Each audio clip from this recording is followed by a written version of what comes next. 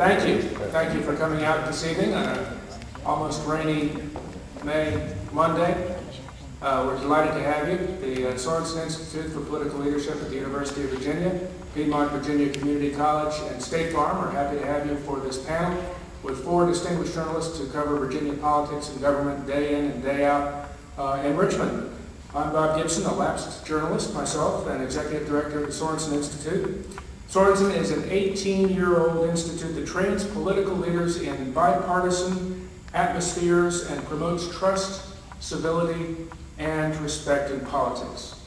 We're happy to have you. These reporters are among the state's best in bringing news about the state legislature to Virginians and covering the issues which the General Assembly covered this year, recently ending with redistricting. All of them deny any measure of responsibility for what the legislature did. They're not here to praise or defend the oldest continuous legislative body in the Western world, only to help explain it and to talk about Virginia politics and public policy now and in the future. Before I introduce the panelists, it's my pleasure to thank radio station WVIR, The Hook, and Daily Progress for helping Sorensen get the word out about tonight's program.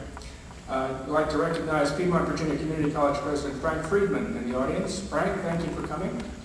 Delighted to have you as a co-sponsor. I'd also like to thank State Farm and Vice President for Operation Peggy Eccles. Tonight's panelists received hefty chunks of what remains of they represent hefty chunks of what remains of Virginia's press corps in Richmond. Because Virginia's press corps in Richmond is not what it was 5 years ago. It is a lot smaller. They will engage in a substantive question and answer session with you all on issues of public policy and politics here in the Commonwealth. Panelists include Chelyen Davis of the staff of the Fredericksburg Free Lance-Star, a veteran of years of General Assembly coverage for papers in Fredericksburg and Lynchburg. Chelyen majored in English at her alma mater, the University of Virginia. Christina Nuckols of the staff of the Virginian-Pilot for the next week or two is the newly named editorial page editor of the Roanoke Times, where she returns in her new capacity at the end of the month. Christina has covered Virginia politics and government for the Pilot, the Roanoke Times, the Lynchburg News and Daily Advance, and a paper in Stanton. She grew up in Page County. Adam Rhew, Bureau Chief of Charlottesville's channel NBC29 in Richmond, the last remaining television news outlet covering the state capitol. And we're happy to have you as a member of our panel. We're happy to have Channel 29 covering Virginia politics and government in Richmond as the last TV station to do so from the Commonwealth. Anita Kumar. Anita grew up in Charlottesville and attended the University of Virginia. She spent a decade at the St. Petersburg Times in Florida before coming to the Washington Post Richmond Bureau. Before that, she worked for the Daily Progress here in Charlottesville and the News and Record in Greensboro, North Carolina. Let's start with, alphabetically, go with Chelyen first. Chelyen, a pair of sessions have dealt with redistricting, and one more looms on the agenda June 9th as the legislature goes back in to handle congressional redistricting for the unfinished work of the redistricting sessions. What kind of changes are coming this year as a result of the legislation that was just recently signed by the governor? Specifically, what changes? What kind of new districts do we have in the Senate and the House? Well, I mostly focused when I was covering redistricting on what was changing around the Fredericksburg area. But I know that Southwest Virginia has lost at least one House district, maybe 2. Southside lost the House district. And Northern Virginia is gaining those districts. One of them is coming to the Stafford area for the House. Stafford and Prince William. What did they put? What was it? And the Senate, I know they shifted at least one seat from around Roanoke to over. Now it goes from Amherst to Short Line. So obviously the changes depend on which district you were in and whether those. All the boundaries have changed. Some have changed very dramatically. If you were in Bud Phillips district, you were not anymore. In Southwest, and some have not changed that dramatically depending on where they are. But it's definitely indicative of a shift that was also going on 10 years ago. People from South Side and Southwest, the population is moving north.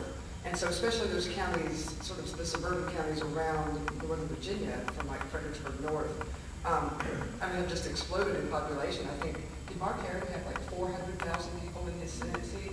And there's only supposed to be like 100 and some, in those intervening 10 years. And they did the redistricting to even that out, because with a one-man, one-vote principle, it's supposed to be everybody has about the same number of constituents.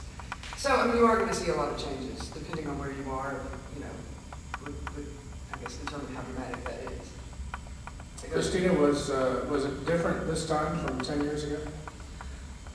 In some ways, yes, and in some ways, no. I guess in some ways perception changed, but the reality did not change as much as, and I'm an editorial writer, so I'll use more opinion words. It did not change as much as I would have hoped.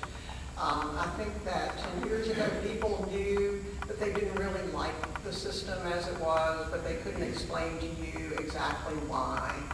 And for those people who were paying attention this year, they got a better understanding of really what their options were. The governor had a commission where you could actually go to the meetings and watch as demographers explain, well, we could do this or we could do that, and here's the trade-offs. And and there was some media coverage of that, and they had public hearings around the states. If you could go to those hearings and hear their explanation of what they've done. You also had the college students at different universities and colleges around Virginia who drew their maps. They showed up at a lot of those public hearings and explained what they had done and why. So people really understood, you know, if you want things more compact, and you might, if you want to have more competitive races, then you might have to give a little bit on not splitting as many cities and counties and precincts. And so here's how we made decisions. But then while all of this is going on, the legislature is doing their own thing behind closed doors, the same way they've always done it. And so if you ignore all of that, then it was largely the same as it was 10 years ago. But I think, you know, unfortunately, this only happens once every 10 years. If redistricting happened in another 2 years, I think that people in the state would be ready to say, we really do have to change this. But I think there is an expectation that for many people who don't want to give up the control, that, well, 10 years from now, they will have forgotten about all of this and they won't get organized enough to demand change. But there at least was a glimmer of hope in that people were much more educated about it than they were 10 years ago. Anita, what changes, particularly in the Washington Post coverage area, did you notice as Northern Virginia gained, as the rest of the state in the south of Charlottesville and southwest of the state lost? Yeah, in the House of Delegates, the Northern Virginia area is going to gain 3 House seats, and in the Senate they're going to gain 1 Senate district. So not completely, but mostly that's where you're going to see most of the gains there.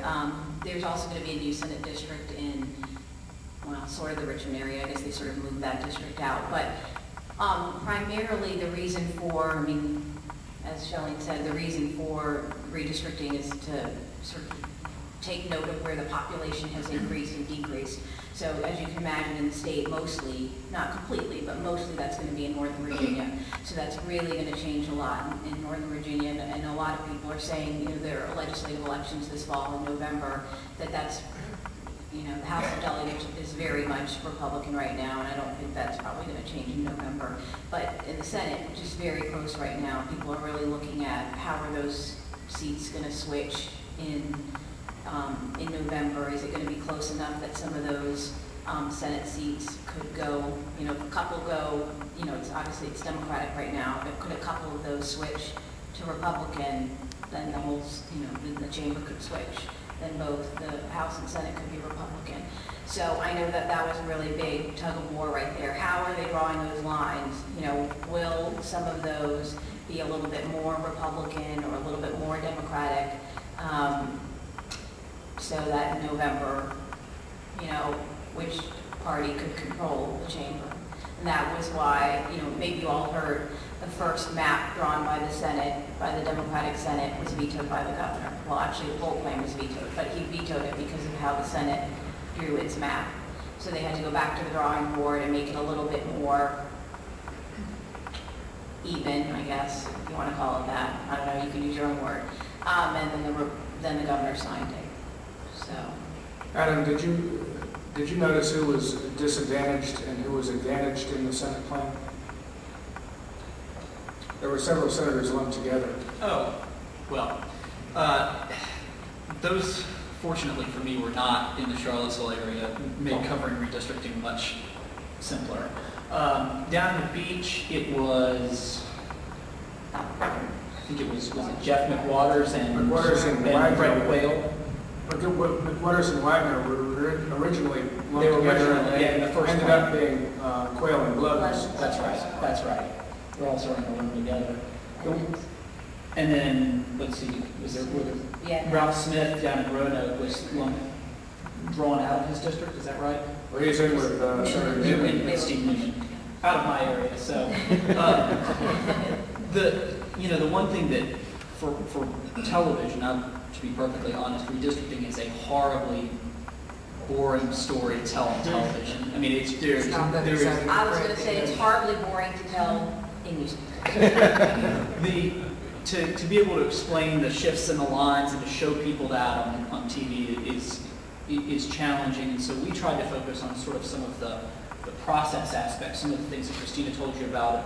The governor had his commission, and here's what people told the commissions and things like that, and sort of how the process worked to try to give our viewers a sense of the mechanics of it and what their government was and was not doing, and then sort of some of the downstream effects, as Anita pointed out. The changes, depending on how this fall goes, if these districts were drawn in a way that may give Republicans the advantage in the state Senate, are potentially enormous. The effects of that downstream with what sort of the balance of power in Richmond and what folks could bring in terms of legislation, what could get out of the Senate. I think one of the reasons that it's difficult, one of the reasons that Christina was mentioning that it's maybe things didn't change as much, or it's hard to, what Adam's saying, it's hard to get people engrossed in it, is it's hard to explain what the repercussions of redistricting will be, besides to some people that are really interested, maybe like yourself, or lawmakers, or the advocates that are there every day. It's hard to get regular people to care or to understand what the repercussions of redistricting will be until 6 months later, when no one's running for the you have elections and nobody's going to run against the incumbent because they don't think they can win, or that district is so drawn in a way that it's going to pour that no one feels that they can run in that district, or that district was drawn for someone in particular, or was drawn for a party. It's so hard to get people to understand that once every 10 years, or 8 months before the election. It's very difficult, and that's part of our job, to get people to understand that it's very hard to write it that way or to explain it on television, I think. And so it's hard to get people to understand that. I guess that's partly our job, but it's difficult. No, it is.